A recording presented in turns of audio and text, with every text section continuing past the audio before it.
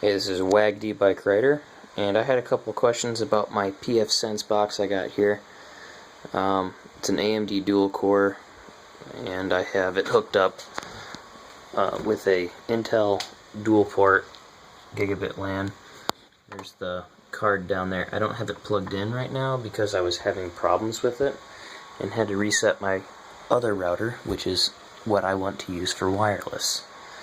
And I am asking, what is the best way to wire this system so that way I have a switch downstairs in the basement and a wire, which I believe is this one, that goes down to the basement. Right now I only have the internet coming in from the wall. That's right there. That's internet in. I have that going to the router. I have the router broadcasting wireless, and I have one cable hooked up to my computer here so that way I can see the diagnostics of the Netgear Genie.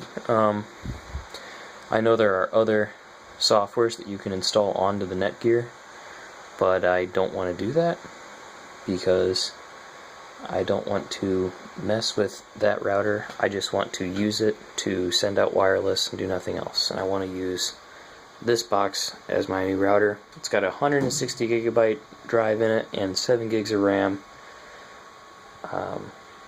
So that's going to be an awesome router. Way overkill for my system, but that's what I want to do. My question is how should I wire it?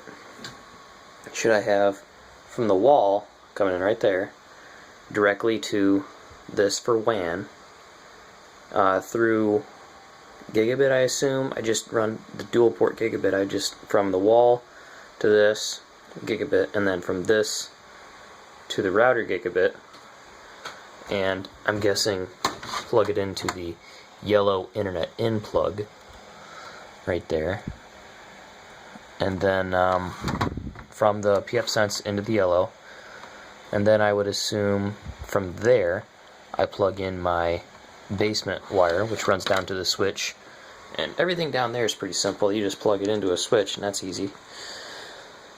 But as far as the IP addresses and what numbers and things to use, I'm not exactly sure what I should use on these.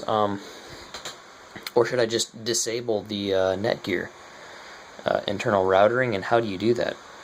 As you can see, I'm kind of messing with the LAN subnet here, and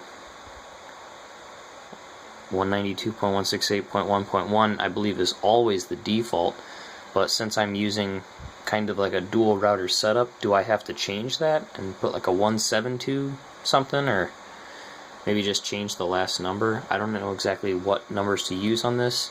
Kind of new when it comes to these internet kind of setups. I'm more of a regular computer builder, but you seem to know what you're doing, and your feedback would be awesome. Thanks.